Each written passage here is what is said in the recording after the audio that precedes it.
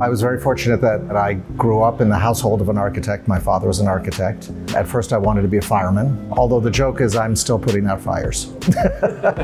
My father practiced in Geneva, Switzerland, a beautiful city. He was very committed to his city, and I feel very committed to my city. I think about that all the time. I feel so fortunate to have made Boston my home. Boston is a city that reveals itself slowly, and so I started exploring and discovering the city and slowly falling in love with it. It was a pretty gritty city back in the early 80s still, and its future was not preordained. I almost felt like I was taking a chance. We started the office in 1967, so it was 20 years later that David came. He's just was a talented person even then. Very, very thoughtful, especially the preservation work. I think that just the contextualism, his ability to make new work fit in with the environment that it's in is really excellent. But he's always been just a wonderful person as well as a wonderful architect. The South End feels like home because it's not really about individual buildings, it's really about the way they roll down Tremont Street or roll down Columbus Avenue. It's a small town in a big city. My office has been there in one location or another for 30 years. I'm really lucky to have fallen into it. David he is so generous. I mean, you ask him for anything and he's like, sure. What do you need? I have been lucky enough to sit beside him at the BCDC. He is generous and wise to his colleagues when we were advising on the design of the city. I was really surprised and honored to be selected for that group. It's such an incredible group of people. Really getting to know the city, all its neighborhoods where projects are happening. You really have to be very familiar with the city to be a good commissioner.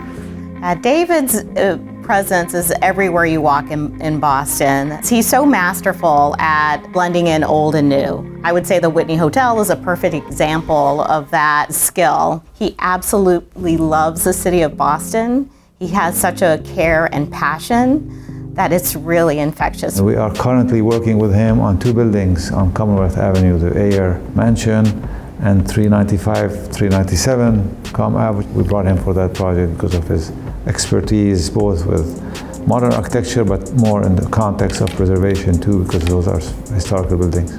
He knows how to frame the work in a very diplomatic way and to compel people to agree. So it's a soft touch in how he gets in front of people and gets to convince them. I recently gave a lecture at Kansas State, and I was really advocating for no, wait a minute, take a moment, try and understand the city, the context, the place. I'm very mindful of the fact that we are adding just one more layer to a city that has many, many layers. David was a member of HPI's board of directors for a number of years. And so when we acquired the St. James African Orthodox Church, we hired David, which meant he had to step down from our board, but we benefited from really the entire firm's talents. David's had a tremendous impact on Boston's skyline. The sensitivity to what feels right for a community really affords him the opportunity to understand proportions and materiality that are very important in building great communities. My father's question when looking at a new building was, is it a good neighbor? And that really always stuck with me. I'm very honored to be the recipient of this award, period.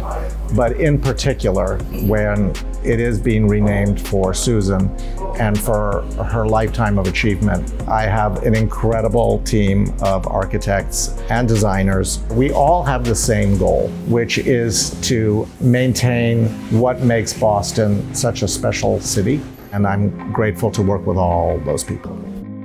David has long advocated for new buildings that are respectful of and in dialogue with their historic neighbors, equal in quality of materials and level of detail, but also distinctly of our own time. I want to congratulate David on this well-deserved recognition for his positive impact on the built environment in our city. The city of Boston has so much to thank you for. Your commitment and enthusiasm for preserving the city's history has always inspired all of us at H&A. But the most important lesson that you've given all of us is that it's the people living and working in our buildings that really matter. It's this continuum of thinking about historic preservation that really, I think, sets David apart. and I'd like to offer him congratulations on this honor that's well earned. He has created and nurtured a culture within our studio where earnest and respectful engagement with context is absolutely central to our design process.